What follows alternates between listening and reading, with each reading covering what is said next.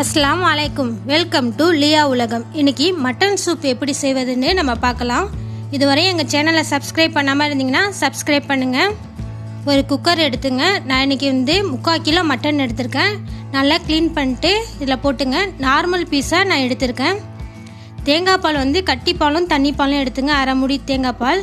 நான் இன்றைக்கி தண்ணி பாலை ஃபஸ்ட்டு ஊற்றிருக்கேன். 2 டேபிள் ஸ்பூன் இஞ்சி பூண்டு விழுது போட்டுங்க. தேவையான அளவு உப்பு, சிறிதளவு மஞ்சத்தூள், 1 டேபிள் ஸ்பூன் மிளகுத்தூள் போட்டுங்க.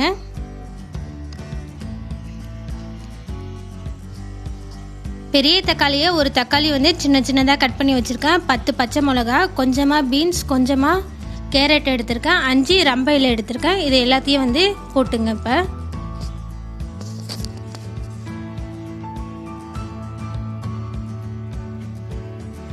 இது எல்லாத்தையும் நல்லா மிக்ஸ் பண்ணி விடுங்க. உப்பு பத்தலைன்னா நீங்கள் இன்னும் கொஞ்சம் உப்பு போட்டுங்க.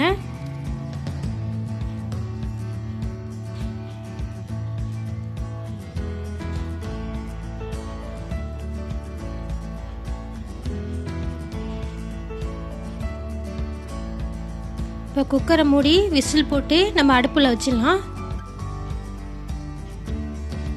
ஒரு 4 விசில் விடுங்க. அப்போ தான் நம்மளுக்கு மட்டன் நல்லா வெந்திருக்கும். இப்போ 4 விசில் விட்டுருச்சு. இப்போ நான் திறந்து பார்க்கலாம்.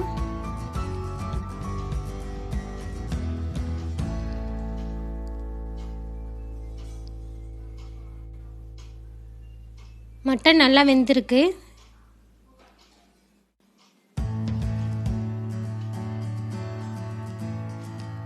வேறு எந்த மசாலாவும் இதுக்கு ஆட் பண்ணணும்னு தேவையில்லை. ரொம்ப சிம்பிளாகவும் இருக்கும், ரொம்ப டேஸ்ட்டாகவும் இருக்கும் இது. இப்போ கட்டியான தேங்காய் பால் இதில் ஊற்றிங்க. கொஞ்சம் தண்ணி ஊற்றிங்க. இது எல்லாத்தையும் நல்லா மிக்ஸ் பண்ணி விடுங்க.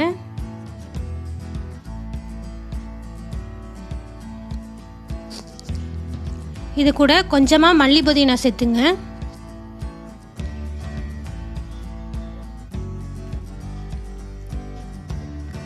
இப்போ நல்லா மிக்ஸ் பண்ணி விட்டுருங்க. இதை நம்ம தாளித்து இப்போ ஊற்றணும். எண்ணெய் தாளித்து இதில் ஊற்றணும். அது எப்படி செய்யுதுன்னு பார்க்கலாம். கொஞ்சமாக எண்ணெய் ஊற்றி எண்ணெய் சூடானதும் ஒரு பட்டை, 2 கிராம்பு, 2 ஏலக்காய் போட்டு இதில் தாளிங்க. இது தாளிக்கும் போது நல்லா வாசமாக இருக்கும் நம்மளுக்கு சூப்பு.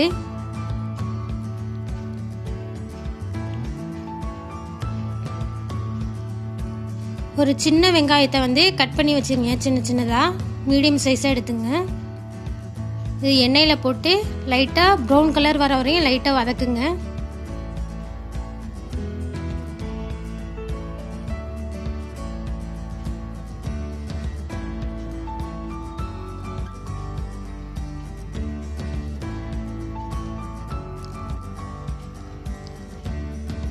இதை நம்ம சூப்பு மேலே ஊற்றும் போது நல்லா நம்மளுக்கு ஃப்ளேவர் கொடுக்கும் சூப்பராக.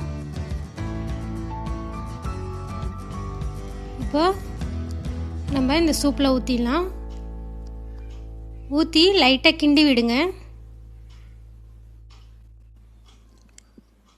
இப்போது சுவையான மட்டன் சூப் ரெடி. இது ரொம்ப டேஸ்ட்டாக இருக்கும். வீட்டில் ட்ரை பண்ணி பார்த்துட்டு எப்படி இருந்துச்சுன்னு எனக்கு கமெண்ட்ஸில் சொல்லுங்கள். Thanks for watching.